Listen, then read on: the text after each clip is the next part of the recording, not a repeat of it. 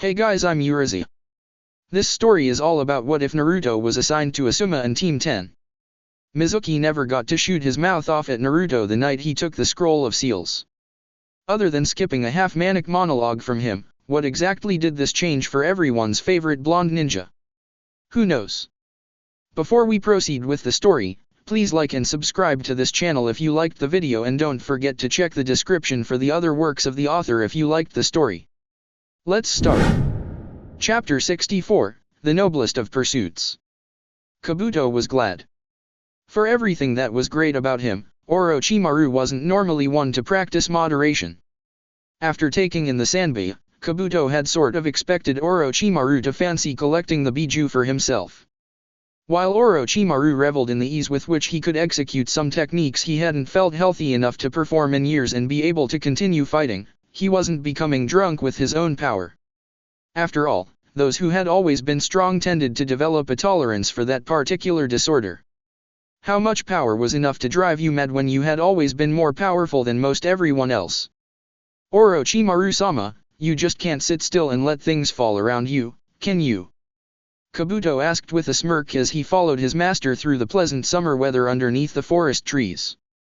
It was too nice out for his tastes. I've sat around watching things happen for long enough, Kabuto, Orochimaru said. There are things I want to do. While you and others like Gurren have done exceptionally well in my stead, I must admit, I would feel a tad stir-crazy sitting around in poor Yukimaru's body when there are so many wonderful things I wish to put into action. It's been so long since I've felt like making my presence known. Kind of close to Konoha though, isn't it? Not particularly. It's just the same country. If no one dispatches a request to them, no one from Konoha will come, Orochimaru reasoned gleefully, and even if they did, you and I wouldn't even need to involve ourselves in a fight. Not fighting? Kabuto remembered how he handled Sasori when he didn't have to. He took great joy in killing his old Akatsuki partner. The glee evident in every action Orochimaru took after the quick confrontation had been palpable. He seemed to enjoy the battle, simply for the fact that it allowed the serpent the chance to flex his fangs for the first time in a long while. There are only a handful of people in the world that can stand up against me now, Kabuto, Orochimaru declared, sighing as though it were some great tragedy, as sad as it is to say. Other than maybe my old teammates or the leaders of the hidden villages, I don't see anyone that can stop me any longer. Well, you know what they say about whistling through the graveyard. Kabuto grit his teeth together at the sight of a swirling vortex appearing right in front of them. He figured it would have only been a matter of time before Orochimaru's little debutante ball that consisted of putting Sasori 6 feet deep came back on them somehow. From the black robe decorated with red clouds on the masked man that stepped out of the portal, it was quite clear that this man was Akatsuki. Spiky black hair and an orange swirl mask with one eye hole. He was quite the odd-looking one. Orochimaru didn't seem to blink in the slightest. If anything, his smile now seemed eternally pasted on his face, as if nothing could get the man down. Ah, the man who believes that he knows everything, the snake-eyed Sunin said in his own condescending form of an affable greeting. Hello, my old acquaintance. Someone clearly wasn't in the mood for small talk from his reaction. What do you think you're going to accomplish, Orochimaru? The masked man asked, a dangerous lift to the end of his sentence despite the congeniality of the talk. Even Kabuto, despite the obvious danger he was in merely standing anywhere near the two, didn't seem very fazed, smirking in his usual smug manner as he leaned against a vertical surface and played spectator. You're playing a dangerous game. Our rings, our targets. Target, Orochimaru specified with a chastising wag of the finger, emphasizing that he was indeed brazenly wearing the Akatsuki ring that he had only previously kept amongst his hideout belongings as a memento of losing his hand. I only wanted one Biju, my mysterious friend. And now I have it. Consider this a part of my unfulfilled Akatsuki severance package. I was promised the chance to learn every jutsu in existence, but I was so severely admonished for trying to cash in on that guarantee. I still needed Itachi. Well, unfortunately I don't any longer. You can keep what's left of him now, Orochimaru reasoned with a shrug. I wouldn't ever have in the first place if you hadn't seen fit to help him kill his entire clan, but after you did, well, let's just say I only had one living target to aim for if I wanted a fully matured Sharingan. Sasuke was still out there if he wanted him. If he wanted him, a little bird tells me that I don't even need that one target any longer. I just enjoy having contingency plans. Kabuto pushed his glasses up on his face with a smirk. After all, someone did something with all of those eyes after the massacre. You wouldn't happen to know where all of those got to, would you, Tobi-san? That is what you prefer to be called, isn't it? Or wait, is it Madara?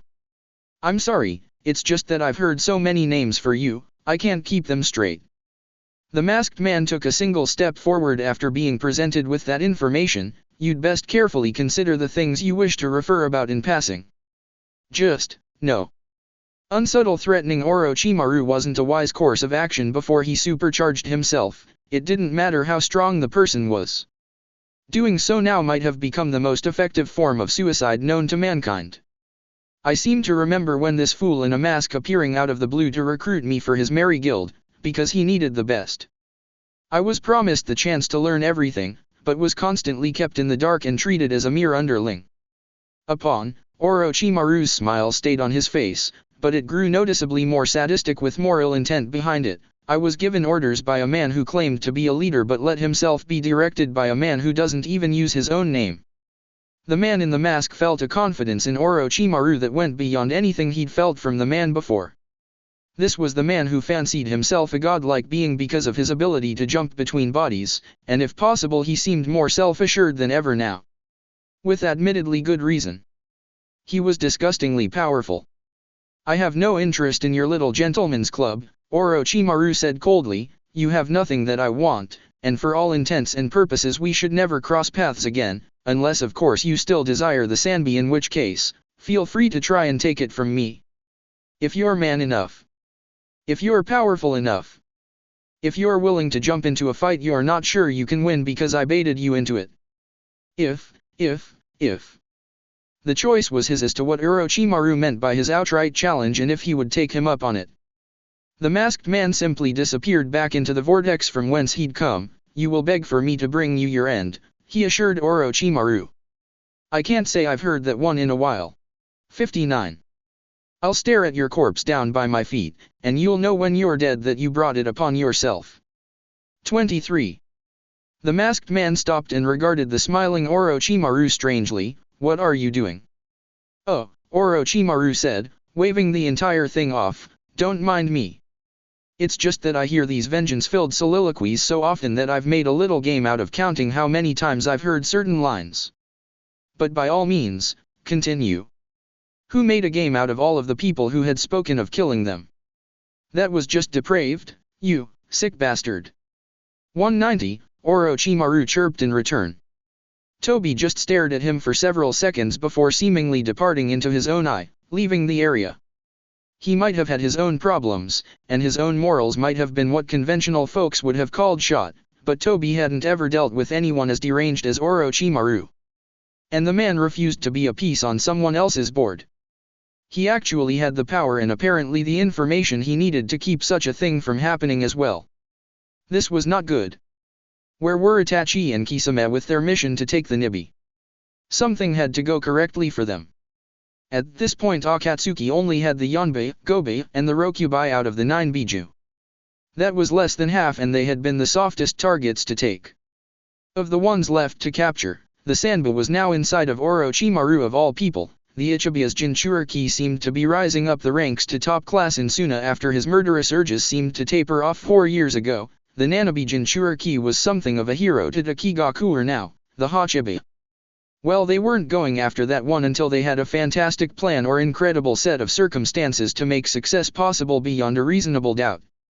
The Kyubi host was a softer target by Akatsuki standards, and not by much. As far as all of the remaining Jinchuriki went, he struck the most even balance between the extremes of the three. He wasn't an outright cold-blooded killer like Gaara, but he was dangerous and had no problems splitting suckers down the middle. Itachi's recount of the fight with Kimimaro had been starkly eye-opening as to how deadly serious that boy could be. He was famous and roughly seen in the same light as Fu by his village as far as popularity went, but considerably lesser than Killer Bee was by his. He was at least as powerful as Fu and Gaara because he'd beaten them before and had only gotten stronger over time, but less powerful and experienced than Killer Bee and obviously Orochimaru. Yujitone had been on a mission outside of her village when Itachi and Kisame had been dispatched to take her. 2 of the remaining 5, as in Fu and Killer Bee, were mostly kept domestic. Fu was normally kept within the country that Takigakuer resided in, and Killer Bee never really left the confines of Kumogakuer at all. Except recently for some reason. Konohagakuer no Sato, Uzumaki clan mask temple. The day had to carry on as usual, even after Killer Bee's sudden departure after the morning get-together between the 2 squads that had graduated in the same year. Seeing Killer Bee head off earlier, notably stoic as he presumably went to the office of the Hokage for his own reasons, left a somber mood over the Team 10/7 meeting on Naruto's clan lands. The get-together had dispersed soon after the dark-skinned shinobi received his long-distance message, with Sasuke following him under the excuse that he was Killer Bee's escort for the duration of his stay in the village. Shikamaru went home to unwind some more after the trouble with Root had seemingly come to an end, and Ino did have errands to run around town in the stead of her father, who was working overtime with Konoha Tani on the captured members of Root to see what could be done about them. After Naruto's telling recant of Orochimaru's horrifying level of control over the Sanbei, Jiraiya figured it was time. Jiraiya was probably going to have to get himself involved with handling Orochimaru should he keep himself and Otogakuer going on their current upswing.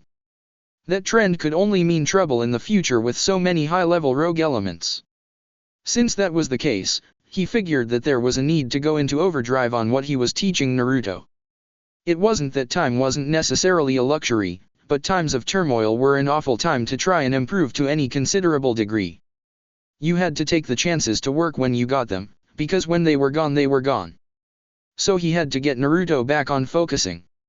Pressing the kid to get the job done after it became imperative and all vital to was not Jiraiya's idea of fun.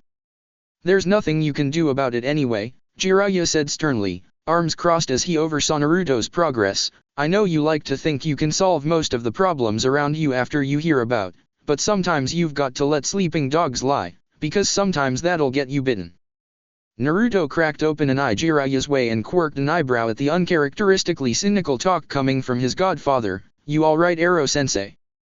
he asked. "You sound like someone pissed in your cornflakes this morning or something." The middle-aged Toad Sage had been testy ever since the Hokage had gone off to fight Danzo. That could have gone the wrong way if the two hadn't been a little closer matched in strength. Danzo definitely had the tricks up his sleeve. Unfortunately, he relied too heavily on his invincibility with his Naga to counter Hiruzen's heavy attacks and wound up paying for it. Jiraiya's face crinkled up in thought at just what was eating him. It was quite the list. Between Orochimaru finding a new lease on his miserable life as a Jinchuriki and Hiruzen expending who knew how many years off of his life to finish things off with his longest-standing rival, he was considering hitting the bottle to a Tsunade kind of degree.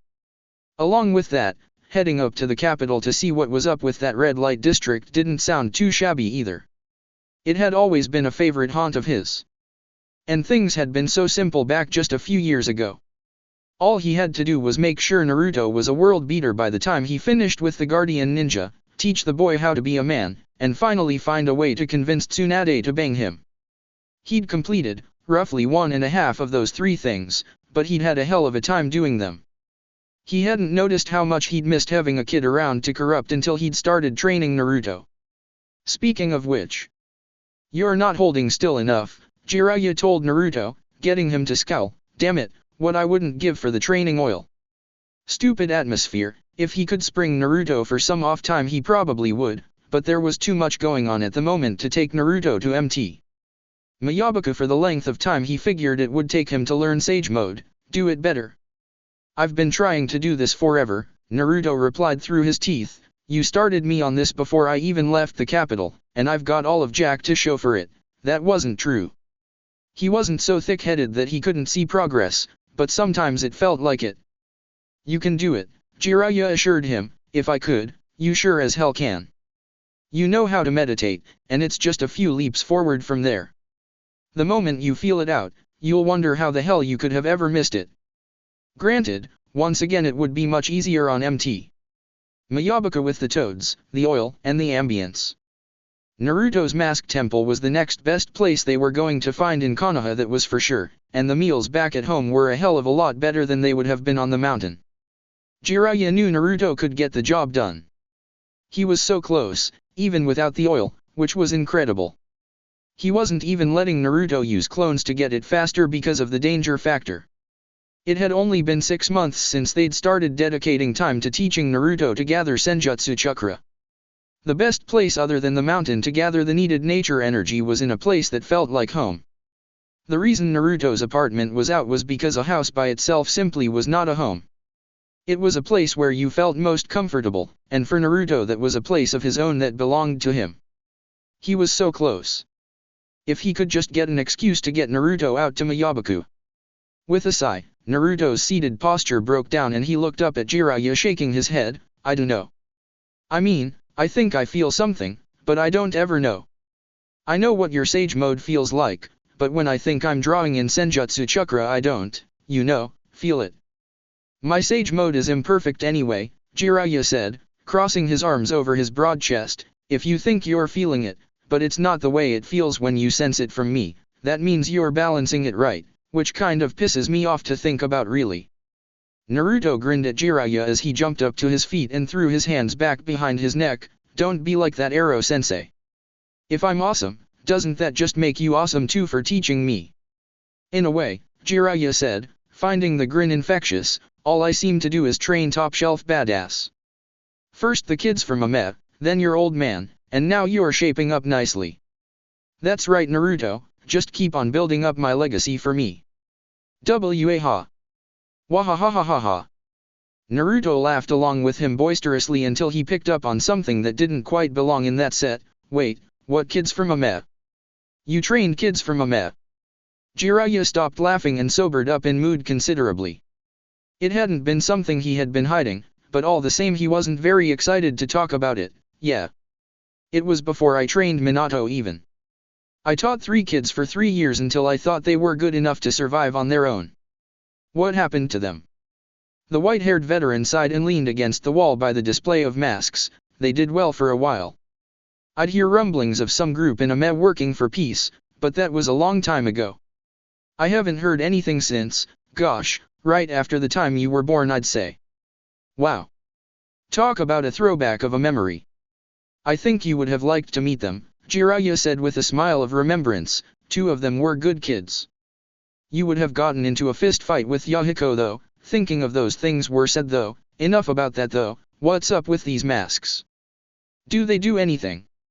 He grabbed one and went to put it on his face before Naruto stopped him. What? I was kidding. No, they really do stuff, Naruto told him, pointing to one in particular on the wall. That one possessed my clone.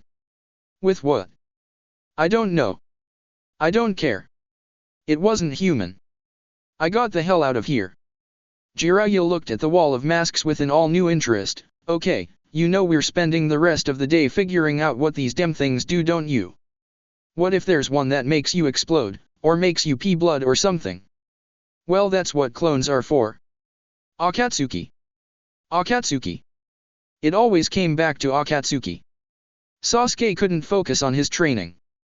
Not after the message Killer Bee had received had been shared with the Hokage.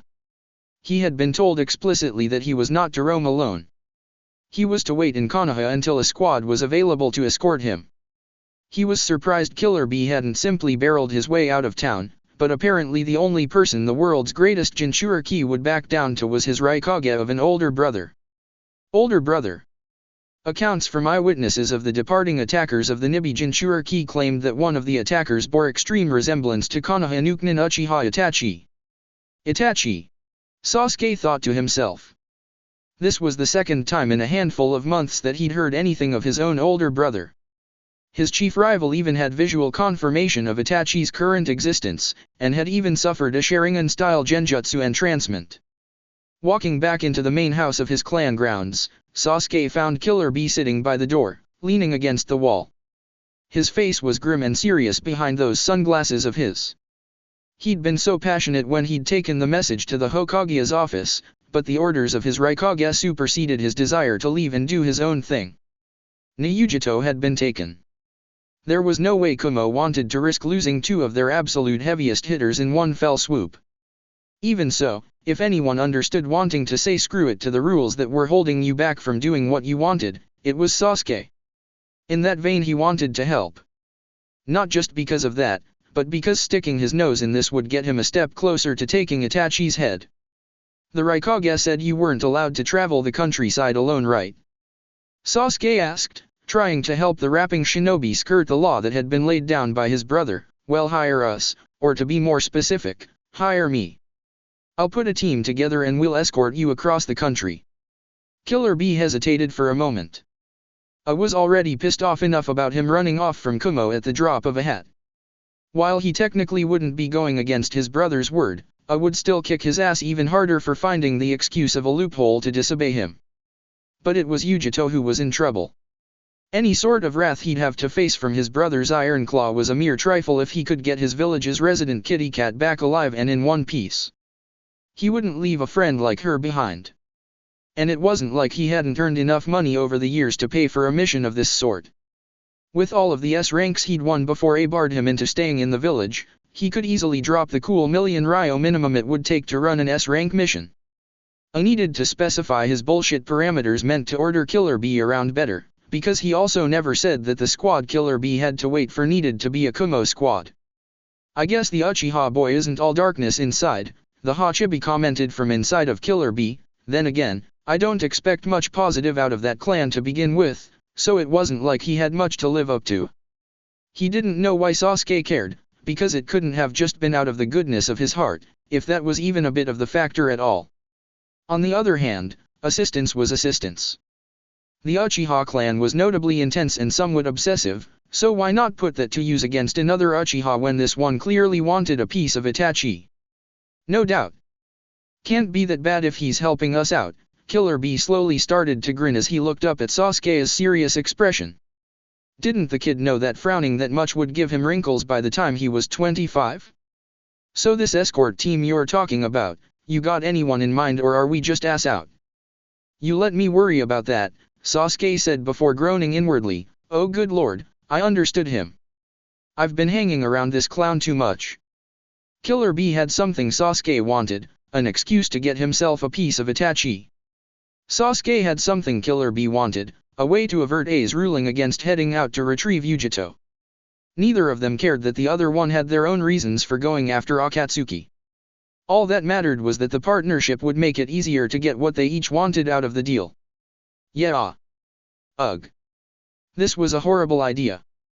Between Killer Bee and one of the members he had in mind for the team, Sasuke was certain that he'd wind up stabbing someone on his own side before they even caught up to Akatsuki.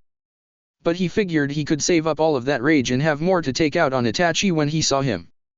And there would be plenty of rage to be had. What was a family reunion without a knockdown, drag-out fight? Northern Kaze no Kuni, Soraku. Kisame let out a whistle at the sight of the formerly grand city. It seemed entirely comprised of high-rise buildings and skyscrapers. There was no building within view, at least from the range they were viewing it from. What can I say about this town that hasn't already been said about Kakuzu's face? It looks bombed out and depleted. Indeed, Itachi said as they continued walking toward it, it was an ambition's idea to settle here. A thriving border town in the northern portion of the desert nation of Kaze no Kuni. But not soon after it began to come into its own, Tsunagakuer and Iwagakuer waged war against one another. The northern border of Kaze no Kuni became something of no man's land, and the city became a battlefield. People fled, and the dream died. The wind whistled over the dry, cracked plains that surrounded the dead city. Ah. Morbid, Kisame said as he shuffled an unresponsive Yujito under his arm. You're really good at that kind of thing, Itachi-san. Itachi said, accepting it cryptically. Either way, this place became nothing by the end of the last war. No one comes here. There's no point. Not even bandits. There's nothing to loot that hadn't already been taken by shinobi fighting for this place back in wartime, and it's a terrible place to use as a stronghold. Water is hard to come by through regular means. Why do you know about it then? The Uchiha clan stored munitions here just in case after it became a ghost town. Just in case of what? They had a whole village on their side. What the hell were they stockpiling weapons outside of it for? Itachi spared half of a glance his way before continuing onward, his high collar covering most of his face. That isn't important anymore. When Uchiha Itachi declared in so many words that a conversation was over, you picked up on it. When he did that, there was nothing you were going to do to restart it. At least they had a decent place to hole up and contact the others to extract the Nibi. Konohagaku no Sato, Mission Assignment Desk. Report, the Hokage ordered of the 4 Konoha shinobi standing before him. He could have turned this mission request down, but it was in everyone's best interest that Akatsuki did not wind up extracting another Biju. Between the 1 Orochimaru had and the 3 that the rogue organization already had in their possession, losing another one, even one from another country, could spell disaster. Jonin, Hyuga Neji. Chunin, Uchiha Sasuke. Chunin, Nara Shikamaru. Whether his enthusiasm for the mission was questionable or not, Shikamaru knew enough about protocol to get his shit together and sound off at identification like the professional that he was. Chunin, Uzumaki Naruto, he said before putting on a cheeky grin, the greatest team ever made, reporting, he just couldn't help himself, come on, this is the best team ever. You can't say it's not. We're so good it's broken, and that's not even counting dash dot. The doors flew open and the most god-awful noise any of them had ever heard came out of the mouth of the man that entered, yeah. Was that supposed to have been singing? Hiruzen felt a migraine coming on. He was too old for this crap. Killer B had certainly perked back up after putting that mission request in, hadn't he? For those of you who weren't aware, this is your client for the mission. Neji suddenly felt an intense amount of resentment for Sasuke, who had recruited him directly for the squad. He didn't know that his client would be so flamboyant. I see. It was okay. When he wasn't busy with his separate duties as a Jonin, he dealt with Guy and Lee almost every day. Together. When those two were on point with their eccentricities, they could come close to making any sane person lose it. How bad could one new person be? Officially, your mission is to help B-san adhere to his brother's declaration, that he is not to leave our village without a professional escort, Hiruzen stated, his tone completely in business mode. Unofficially, off the record, you all deserve to know that you will be more than likely heading into battle with Akatsuki. B-san wishes to intercept them before they can extract the Biju of Kumo's second Jinchuriki. For the sake of preventing Akatsuki from obtaining yet another vital resource for causing havoc across the elemental nations, we will be lending our assistance. Everyone stood in place, taking the information in until Naruto raised his hand. Hiruzen sighed and shook his head. Yes, Naruto-kun. Why the fuck are we the only ones that ever do anything about this? A fair query, if not worded completely vulgarly. Suna is right there. They were spotted going through Kaze no Kuni, with the Yujito lady. And we're hauling ass cross county alone because...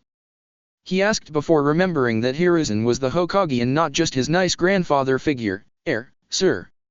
It was going to take them 2 days to get onto the trail from Konoha, and that was if they went at Naruto's pace. If Suna actually gave enough of a damn about Kumo losing one of its 2 Jinchuriki, they could have at least tried. The same went for Iwa, but of course they weren't going to do anything. No, why would they? They'd already lost their Jinchuriki, both of them, all without saying a damn word when the separate situations occurred, so it would be obvious that they'd be fine with the other villages losing theirs. The balance of power and all that. I'm certain that other villages have suffered Akatsuki killing some of their shinobi as they abduct Jinchuriki. Grudges run deep. Even over something like this involving security for us all, I'm sure other villages love the idea of seeing foreign villages fall flat on their faces. Hiruzen said, you can call it the hubris of others. You can call it a refusal to see a bigger picture. Whatever you'd like to call it, just know that we're the only ones doing anything about Akatsuki because we're the only ones that see the merits in doing something whenever another village is the target, because in the end it will come back to bite us all. The grim, stark reality of those words set everyone serious. Neji and Sasuke could understand, not wanting to help anyone else for some greater good when they had been gravely wronged by them in the past. It would be like you helping Kabuto rescue Gurren if she were a Jinchuriki or something, Shikamaru pointed out for Naruto's benefit. Judging by the way his face twisted up at the thought of assisting Kabuto with anything other than a painful death, the message had been received. Every village had done awful things to all of the others at some point in time. Every village routinely had conflicting missions with the others. Every village had within it children who had lost parents or some sort of family to ninjas of another village. The Sandaime Hokage put a small smile on his face at the thought of one thing despite all that he had said, at least if Naruto-kun is somehow taken, I know of 2 places with people who wouldn't mind lending our village assistance in retrieving him. Naruto seemed put off at the thought of needing to be saved by someone, take it as a plus. Now, be on your way. Killer Bee took the initiative and grinned at his hired help, 1 hour. See ya at the gate, so don't be late. Neji wanted to strangle him already. This could be more difficult to endure than Lee and Guy together at their worst. He needed to sit somewhere quiet for a moment to gather the strength of will he would need to survive this mission. It hadn't even been 5 minutes yet. As the team walked the halls away from the mission assignment desk, one question had to be asked that seemed to have been glossed over when the team was put together in the first place. Why aren't you taking anyone from Team 7? Sasuke stopped dead in his tracks when he heard that out of Shikamaru. It was a legitimate question, and it was one that he wasn't surprised someone as perceptive as Shikamaru asked him. It should have bothered him that none of Sasuke's main teammates were on the current squad. The answer though was chillingly simple, because I don't want any of them to see how I'll be when I see Itachi. Both Naruto and Shikamaru looked at each other at that vague and odd answer, even as Sasuke continued to walk out of the building. What way? This time he didn't turn his head or stop, you'll see. Yamanaka clan compound, Ino's house. Every time Naruto ventured over into the neck of the village inhabited by Ino's clan he always found himself feeling extremely self-conscious. It was odd. He could walk through the Hyuga clan's grounds with no shortage of swagger in his step, and they were 5 times as tightly wound about everything than the Yamanaka clan. It probably had something to do with his latent paranoia that he subconsciously thought everyone in that clan could read his mind, which was silly, because he knew how Ino's jutsu worked as much as someone could without knowing the jutsu personally.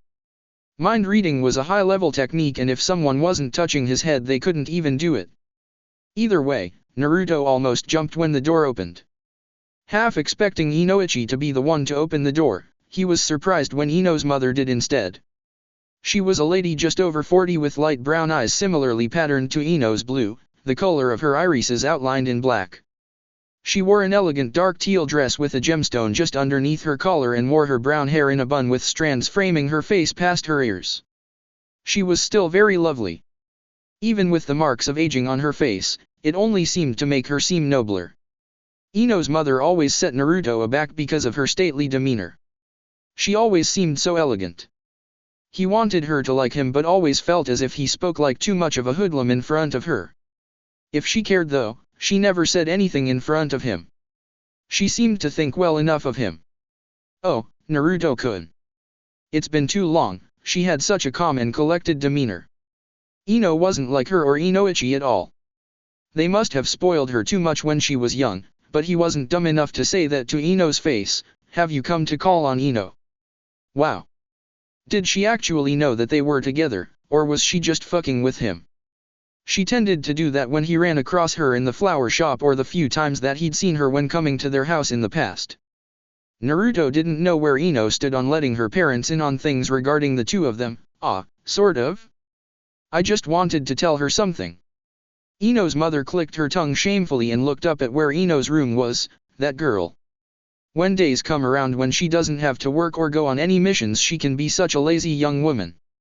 I'm not asleep, Mom. Ino's voice drifted blearily from up the nearby stairs. Go ahead and send Goldie up.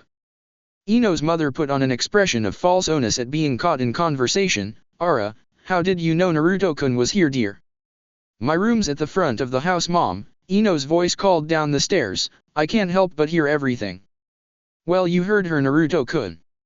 Go on ahead, the older woman said, beckoning Naruto inside before quickly shooing him upstairs.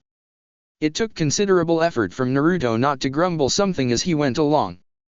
Seriously, that woman probably knew years in advance that he'd been feeling something for Ino. You really should come by more often. I know Ino would enjoy it if you came for dinner one evening. Heh, anytime I get an invite I'll totally do that, Naruto said, backing his way up the stairs as quickly as he could to escape the conversation without tripping and falling. Why did Ino's family freak him out? He knew why Inoichi did, but Ino's mom shouldn't have rattled him at all.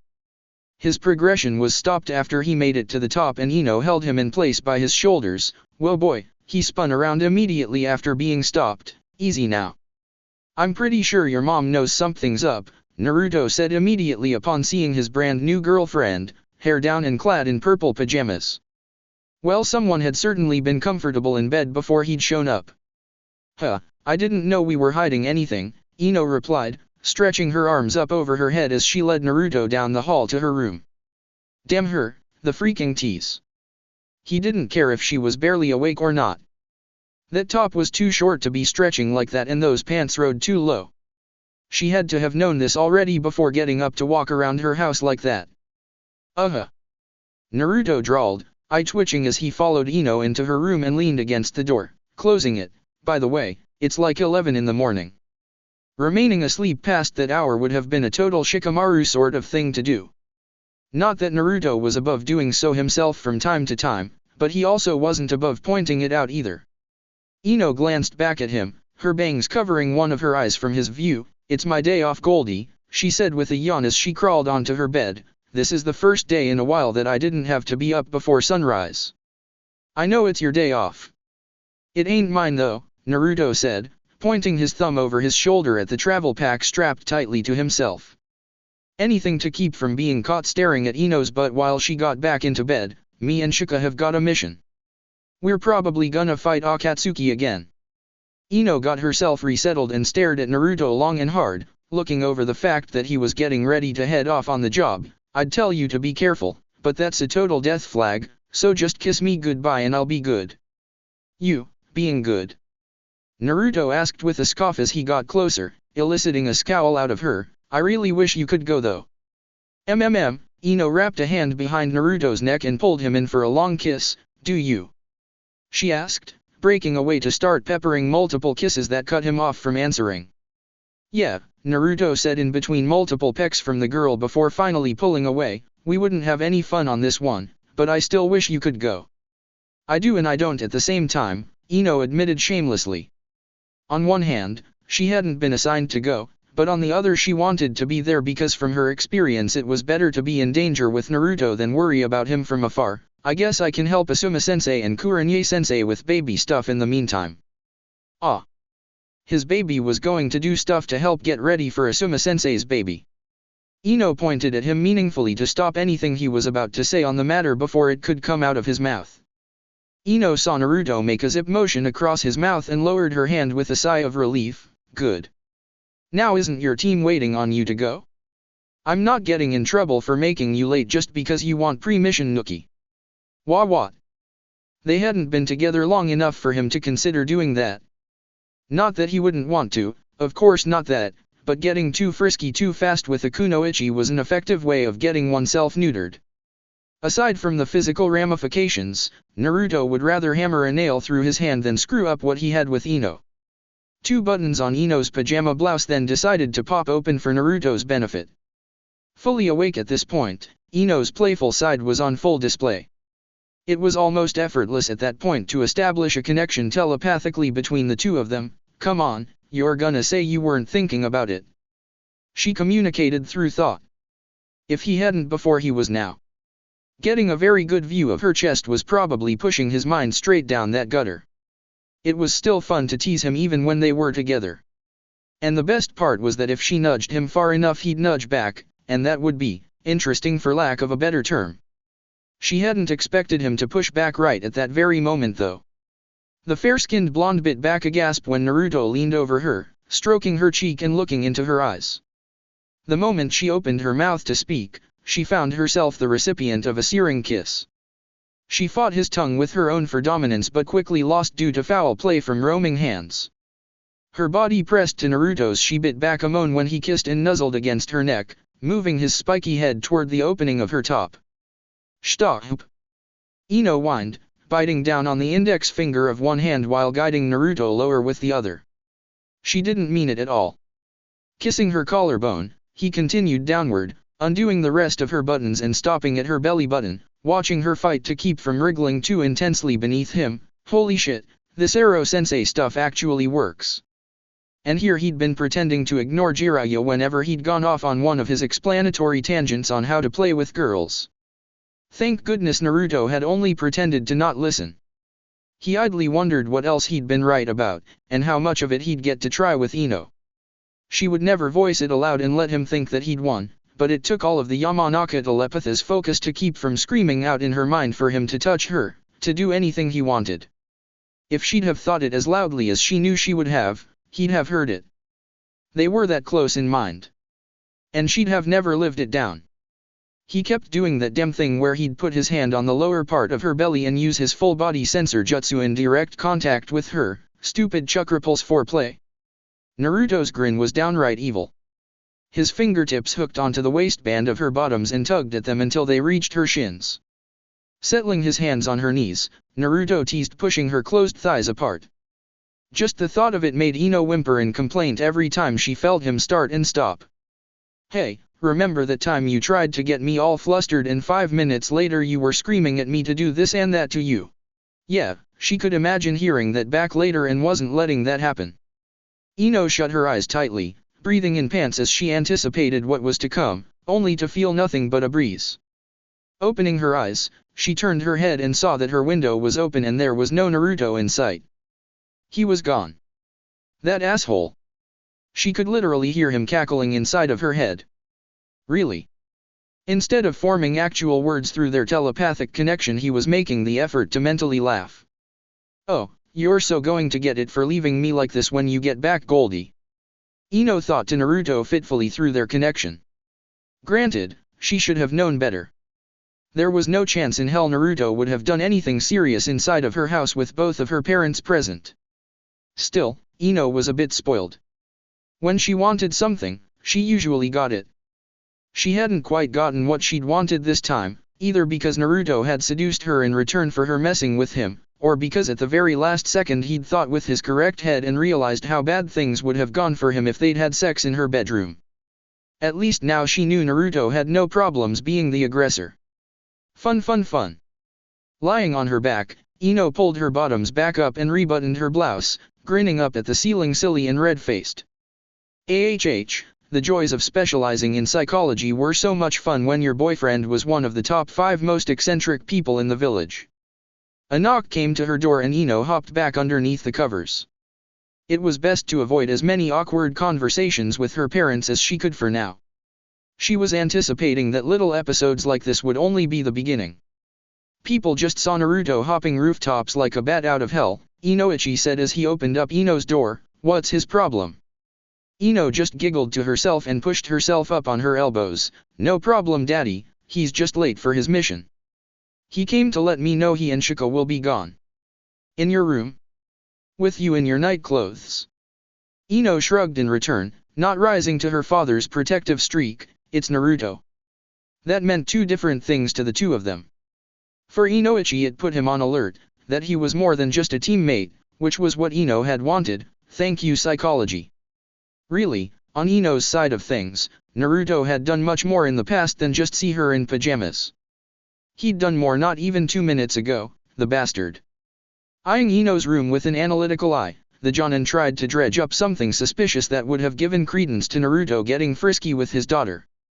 After 5 seconds of blank silence he couldn't find anything, and the look on Ino's face was one of annoyance at having her room scrutinized. His eyes did stop on a pair of goggles that sat in a prime position on her desk.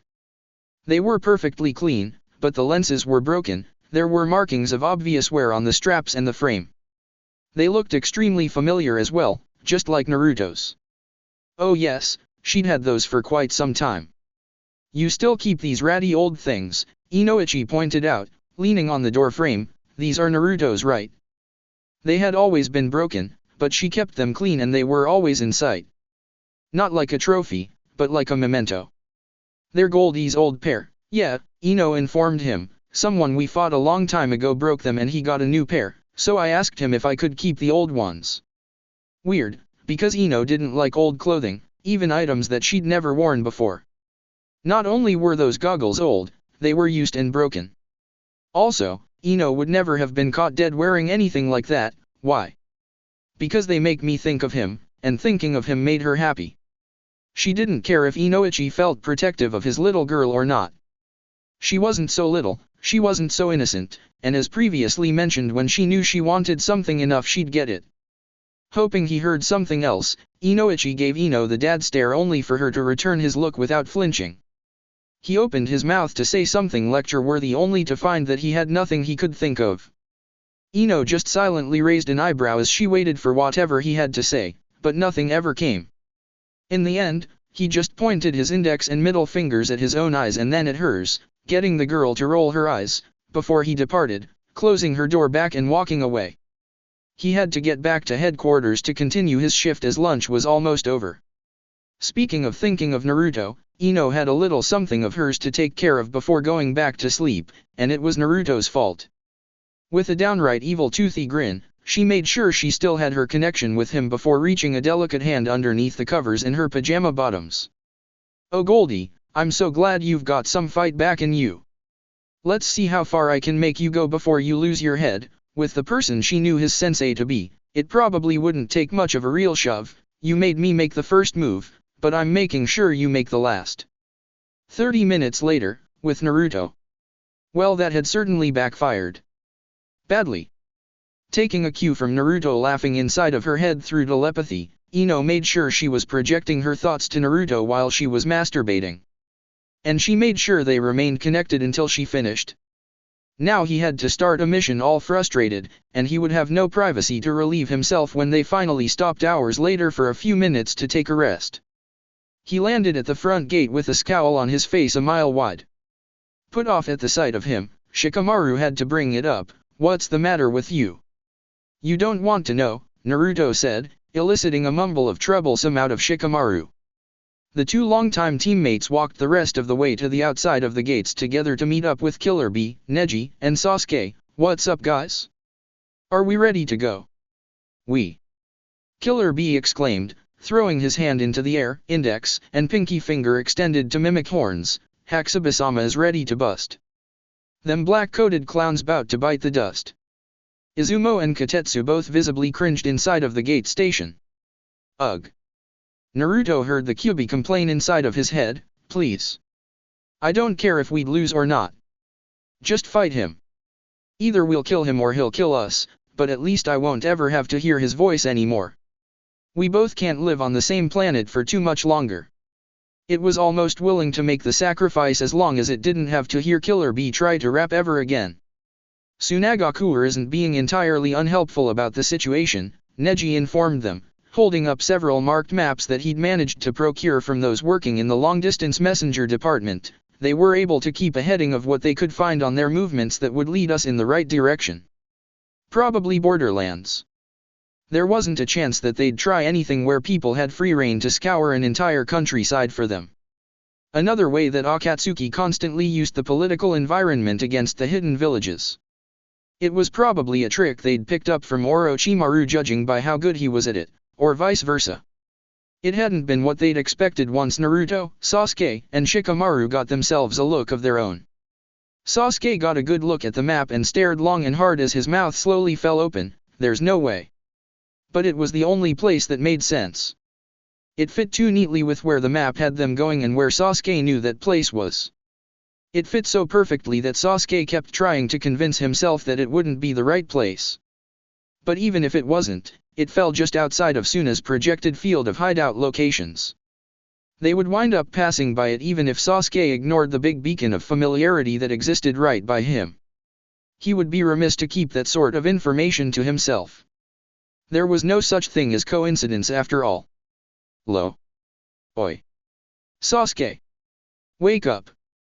Sasuke returned to the world of dynamic thought with Naruto trying to get his attention. "What's your problem, Dobe? What's your problem?" Naruto asked in return. "I know you like acting too cool to pay attention to anybody, but we've been trying to get your attention for the last minute. You're leading the formation. Look alive, Uchiha," Neji said to him. "If something occurs ahead of us, you're supposed to be the one to react first and inform us." He didn't even bother scowling or raising a fuss in return. "I'll hold up my end, just make sure you and Shikamaru keep up," he said as he ran off, setting the pace for the rest of the team to follow. He knew he didn't have to worry about Naruto, who was a stamina monster, and Killer Bee was probably the exact same. It was a good thing because he knew where they were going, and he was going to be footing it double time to get there quickly. Not so much to stop Akatsuki, but to get to Itachi. In the formation it was Sasuke, then Killer Bee, then Naruto, then Shikamaru, then Neji at the rear. With that setup, Shikamaru was able to speak to Naruto subtly, "This isn't going to go well at all." Naruto spared a glance over his shoulder at his closest friend. He was used to his pessimism, but hearing it right out of the gate was off-putting. Shikamaru's pragmatic outlook on the things going on around him usually wasn't that cynical.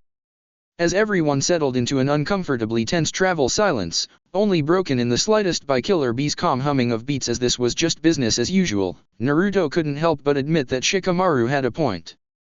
There was something funky about the whole thing. Mainly because it would probably be the first time that two members of the Uchiha clan would be in the same place at the same time in nearly a decade. At least it would be the first time on record that they knew of.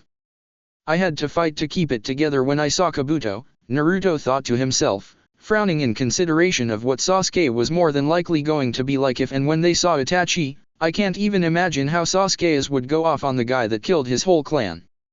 He hadn't realized just how bad things had the potential to get until he'd seen Sasuke's face change when they'd all seen that map. Whatever Sasuke saw assured him that he was going to have it out with Itachi come hell or high water.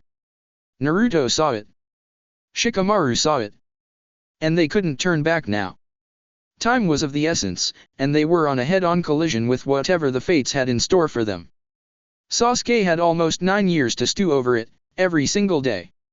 He lived in the Uchiha clan district all by himself. It was a veritable ghost town and a bitter reminder of what he'd lost every time he left his house in the morning. Naruto didn't have his clan either, but he saw the grounds around the Mask Temple as a chance to rebuild and make something wonderful happen there again. It wasn't a similar outlook on the solitude. The same principle probably didn't apply when you saw your dead relatives littering the streets at one time. For Naruto, fighting Itachi just once for as long as he had before the eldest Uchiha brother had left him to duke it out with Kimimaro alone had been quite the tall order. Fighting Kimimaro had been simpler in comparison when it boiled down to it. Itachi was one of the most talented ninja Naruto had ever had to deal with, and it hadn't just been the genjutsu. Since regaling his friends with tales of the explosion of violence, Sasuke had gotten him to train with him from time to time, and in exchange for Sharingan management training he constantly picked Naruto's brain for tidbits on what he could remember from how Itachi fought, any habits that he might have picked up on. Every little bit helped, and nothing he could tell Sasuke about the fight was useless to him. They did walkthroughs where at times it seemed Sasuke tried to recreate what he was being told, and whenever he did it was never with a look of barely bridled anger that one would expect Sasuke to present to anything having to do with Itachi. At times it was hard to tell if Sasuke wanted to emulate some portions Itachi out of respect for how good he was, or if he wanted to know how Itachi would move on as intimate a level as he could, to know how to strike him down well in advance when it finally came time to take his head off. They needed a plan of action on how they would engage the pair.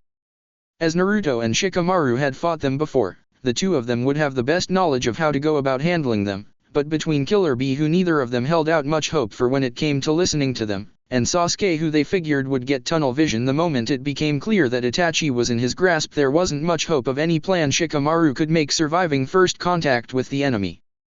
"Nothing good will come of this," Shikamaru said to Naruto, quiet enough to keep it from being heard too widely. "Just my luck." What a drag. He'd have to plan for whatever plan he came up with first to fail, and fail to such a degree that two of his players wouldn't be a dependable factor any longer. That was always unpleasant. When in doubt, when chaos would guarantee to reign supreme over the worst possible situation, Shikamaru had always been able to rely on one thing, and seeing the grin surface on Naruto's face despite what he'd just said only solidified what he'd already gotten to know for 3 years. "Shika, just calm down. We've got everything we need. We've got everyone we need," Naruto said in an oddly calm, strangely composed and thought-out tone of voice. "You're the best there is, aren't you?" Naruto .. "You're the smartest there is, aren't you?" Shikamaru sighed deeply before feeling his nerves settle. "I don't want to be, seeing as how it's a pain in my ass, but if you're making me say it, yeah." Ego was contagious. And when you constantly hung around someone that wouldn't accept for a moment that you weren't the most intelligent person in existence, it sort of rubbed off on you. "Well, Neji's got the best eyes in the world," Sasuke is the angriest guy in the world, B's the strongest Jinchuriki in the world, and me? Heh, if I said too much about me your heads would explode, Naruto said, his grin never fading despite the obvious ludicrous degree of his statement. This team is pure, concentrated, badass, and I'm not about to be scared of some blue fish guy and Sasuke as big brother. Not after I actually saw something to be afraid of. By now, everyone could hear him, and everyone was listening. I can't be afraid of anything else ever again, Naruto said, his tone dead serious, ensuring that the entire team heard him. I told B already. There's only one mortal man walking the face of the planet that I'm scared of, he'd admit it.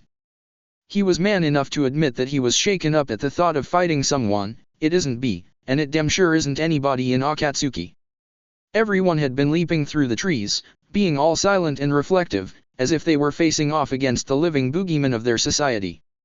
No. They weren't. Not after Naruto had caught sight of the real thing, or as close to the real thing as anyone was going to reach in this day and age. He wouldn't be afraid. Not of Hoshigaki Kisame, not of Uchiha Itachi, and whenever Orochimaru slithered his way back in front of his machete again he'd show that snake just how scared he was of him. Naruto wouldn't be afraid, and he wouldn't let his team be afraid of something that he knew in his heart they could defeat. So enough with the silence already. Whatever happens is gonna happen. All we can do is be ready for a fight, Naruto said with a snort. Seriously, you guys are acting like we're heading for an execution platform instead of out on a mission. They'd all taken the mission knowing the mess that they were going to get into. It would have been silly to get cold feet right after embarking. They were all talented enough to get the job done. They had to believe that they were. The moment they didn't they might as well have written themselves off as KIA. Not bad Mr. 9, Killer B thought, pausing his internal soundtrack long enough to hear Naruto out and see that it actually had an effect on his team. The grim atmosphere had faded, leaving a stark determination behind. He gave them something of a heart-to-heart, and then he called them out directly. It worked. All Neji did was smirk and nod his head, but Naruto's direct contrast on the team was a tad more vocal. Tisk, I didn't need to hear any of your dumb speech. Sasuke said callously with a smirk, I guess getting together with Yamanaka made you two double down on the dumb blonde stereotype or something. Naruto just silently flipped him off from behind, having gotten the response that he'd wanted out of him. For the record, I've got the best eyes in the world. Neji took that as a challenge. Oh ho. Really now? We'll just have to see about that Uchiha-san. I guess we will. And all of a sudden the uncomfortable weight was gone. The cloud that had been looming overhead since the outset of the mission had vanished. Shikamaru furrowed his brow in thought. Just how the hell did Naruto manage to do that so easily? He knew how all three of his present friends ticked to that sort of a degree. Naruto knew how serious things were, how serious they would be in a matter of days. He only got this way when he knew in advance, without a shadow of a doubt that they were walking into a proverbial meat grinder, and Shikamaru hadn't seen him like that since they'd left the Guardians. Shikamaru was the only one present that had seen him like that. Naruto wasn't the smartest. He never would be, and with what he already had he didn't have to be in order to go as far as he needed to in life. He also had yet to become the strongest in the village, but what had just occurred was leader quality, plain and simple.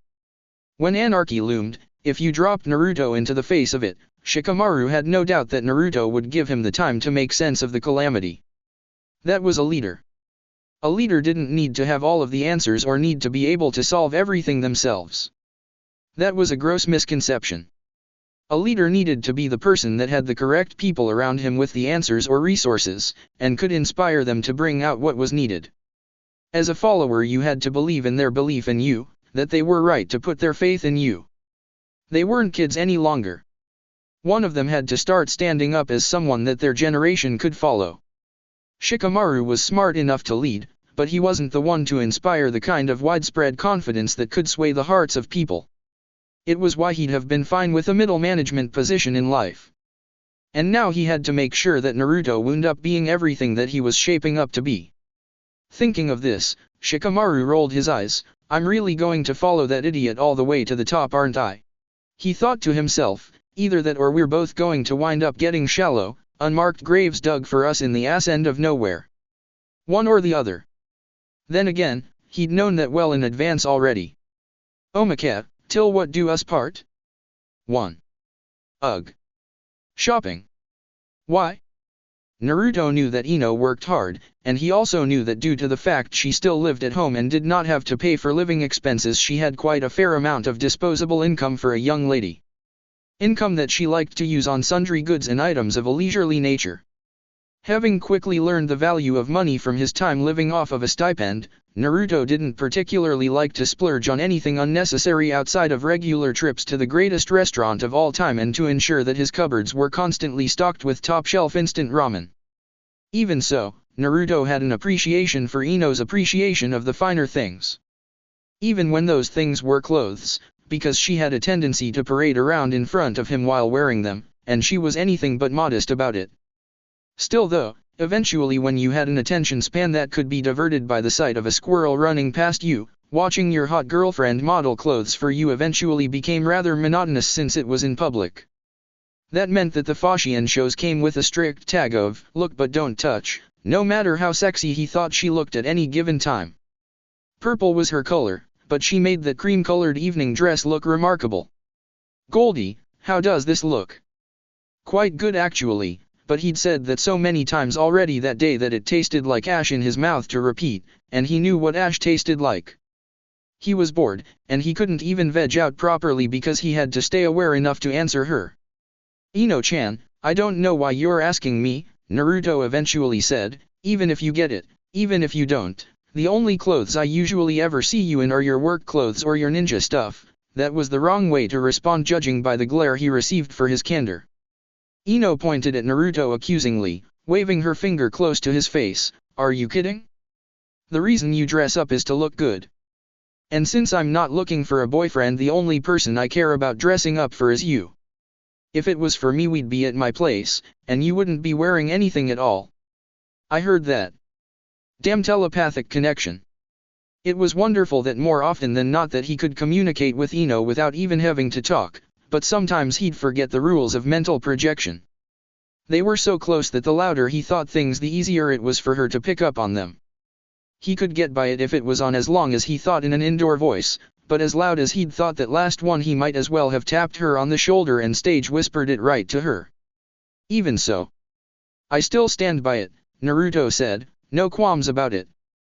Part of me is flattered, but the other part wants to wash your brain out with soap, Ino said, poking Naruto on the nose before turning to go back to the changing room. I'll change and pay for what I'm getting. Be out in a minute. Cool. Finally, Naruto could go stretch his legs outside, and maybe he could convince Ino to head back Ichiraku Ramen Way for some lunch. The sun hurt his eyes so much upon exiting that he pulled his goggles down to avoid being blinded. Summertime in Konoha might have sounded redundant when they lived in a country that had fire in its name, but it was particularly hot and sticky out today. Kids had ice cream and were playing games of ninja with water balloons and wet sponges instead of wooden shuriken. Girls were walking around in clothes that were skimpy by civvy standards. It was that kind of day. Naruto found his attention garnered by the heat lines in the distance until he heard someone call out. Boss. Well, that could have been anyone really. But judging from the tone of the voice that was so familiar, and the instinctual reaction to sidestep something about to barrel into him, Naruto could take a swinging guess at who it was. Kano Amaru, Naruto said, grabbing him by the scarf as he ran past. Why are you yelling for me? Is it true? The new genin asked, not specifying anything about what he'd meant as he poked Naruto in the chest. It can't be right? You're not that kind of guy. What kind of guy? He was getting ready to see if slingshot guillotine worked with kids in long scarves as opposed to machetes on chains of chakra. Not that he didn't love the kid, but all of that swelling up on him crap was for the birds. Kano Amaru just stared at Naruto before shaking his head. Never mind. We'll get to the bottom of it this way. Turning around, he cupped his hands to his mouth and yelled, Hey guys. He's over here. I found him. Naruto tapped his foot on the dirt road and watched as Mogi and Udon landed on the ground seconds later. Once again, he had no idea what was going on. An instant later he choked on his own saliva at the sight of who they'd brought with them. A gorgeous girl, dressed all in black with pitch black hair and sharp green eyes. Shizuka. He thought he'd left that mess behind in the capital. Naruto, she seemed far too pleased with finding him for his tastes. It was like locking eyes with a predator. If you moved too suddenly you were calling down the wrath onto yourself. Naruto's mouth suddenly felt very dry. It would have been so much easier if she had just been someone who wanted to kick his butt. He could handle that. But she didn't. She hadn't for a long time. Shizuka, what the hell are you doing in Konoha? Shizuka really was a gorgeous girl, even from as small a smile as she presented him with just at answering his question. I received correspondence that you'd retired from the Guardians and returned to your village, she answered earnestly. Without your contract to the Fire Daimyo binding you, I felt it was time to try again in persuading you to return to Nadeshiko village. Confusion was rampant on Naruto's face. Who'd have sent you mail telling you that I was Shikamaru. He was the only person that knew where to send anything and actually would have done it. Shika, that's crossing the line. Shikamaru had hit below the belt before as far as pranks had gone. If he was going to put forth effort on anything he was going to do it to the extent that he wouldn't ever have to follow up on it again, the whole swing once hard enough to keep the other guy down adage. Naruto let the letters from the capital book slide because despite how personal it had been a damn good prank. Having this happen as retribution for the prank war was just way too vengeful. No wonder he hadn't been seeing too much out of Shikamaru the last few days. The bastard knew what was going to happen before it started because he'd been the one to orchestrate it, and he was smart enough to ensure he was nowhere near it. Ignoring the proverbial rain cloud dampening Naruto's mood, Shizuka walked up to him and attempted to grab his hand only for him to pull it out of the way without even paying attention. Much to her annoyance he repeated the process several times without fail. It was at that point that Ino walked outside with her bags in hand and frowned thoroughly at the sight of Shizuka within 10 feet of her boyfriend. Oh. It's you again. At least now she could hear things from the horse's mouth. Goldie, this girl says you're her fiancé. True or false? Getting questioned by his girlfriend on potential infidelity certainly got Naruto's attention. False. False as hell.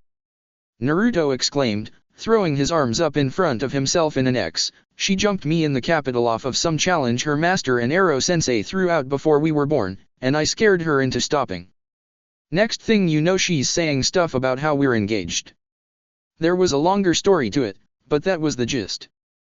He was fairly certain that no one wanted to hear a third-party story about how Jiraiya had screwed him over 20 years in advance back in his days of wanderlust. Ino raised an eyebrow and spared Shizuka a glance, not minding that she was being subjected to an imperial glare from the woman.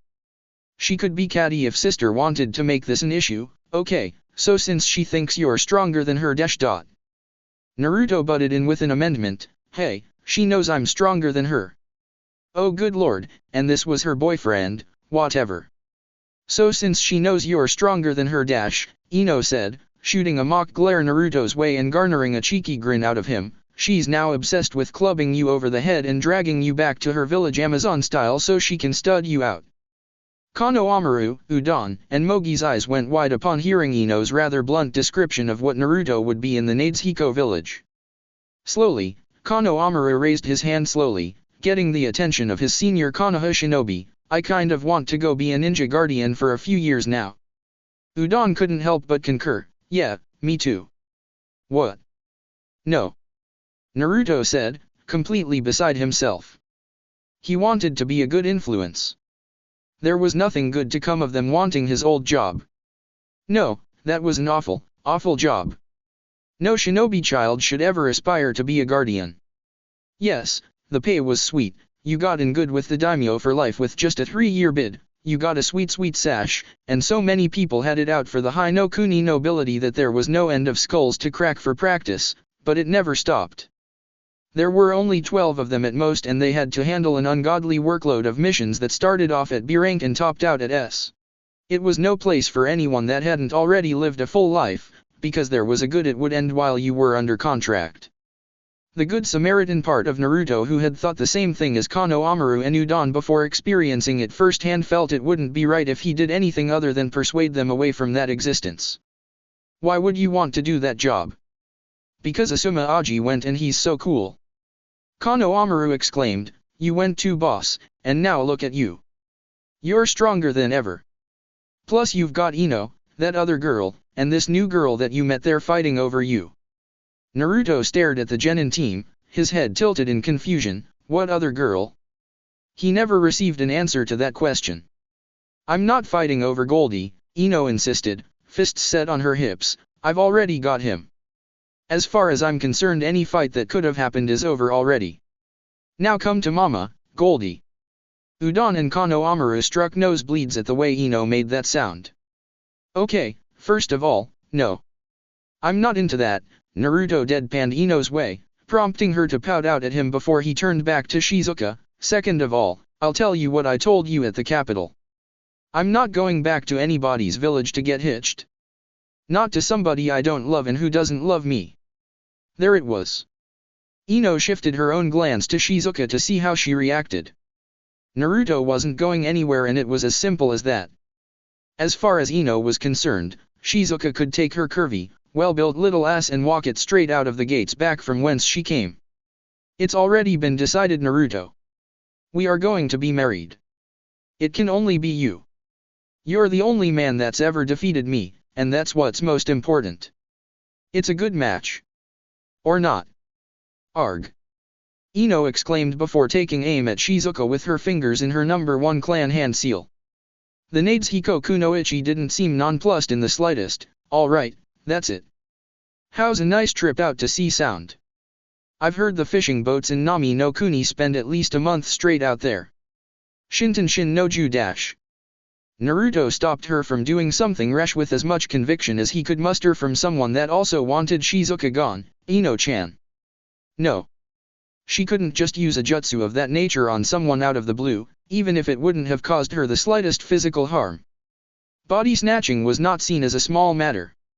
It would have been even if not for what had happened a short time ago. But dash. No. She's gonna dash. No. Those two could not be allowed fight. Not in the middle of the village they couldn't.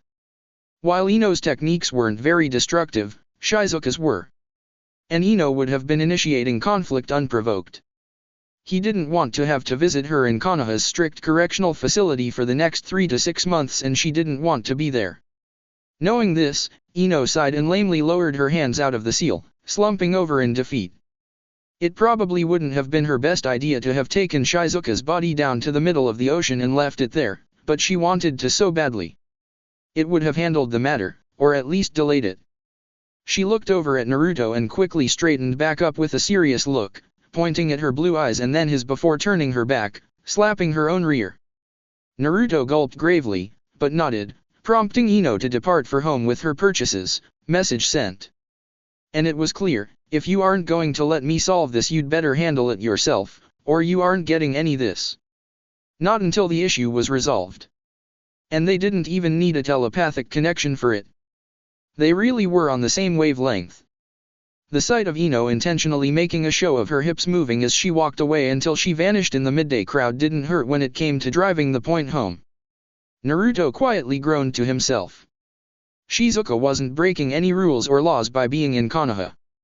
She wasn't going to outright try and capture him. She was just going to bug him and sabotage his budding relationship with Ino or anyone else she had to until he broke and she got to take him home with her.